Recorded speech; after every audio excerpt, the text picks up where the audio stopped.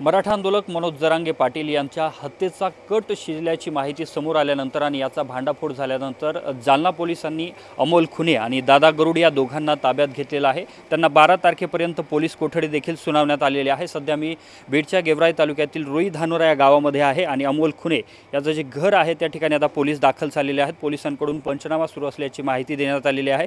या संदर्भात काही पुरावे किंवा इतर काही माहिती हाती लागते का या संदर्भात पोलिसांकडून आता चाचपणी सुरू असल्याचं पाहायला मिळतंय।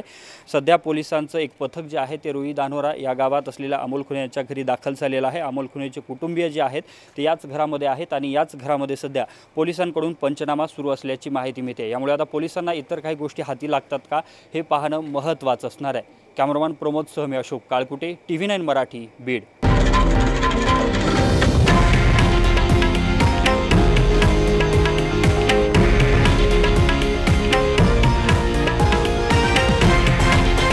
हे आहे देशातील नंबर 1 न्यूज नेटवर्क आणि आपण पाहत आहात TV9 मराठी, एकमेव।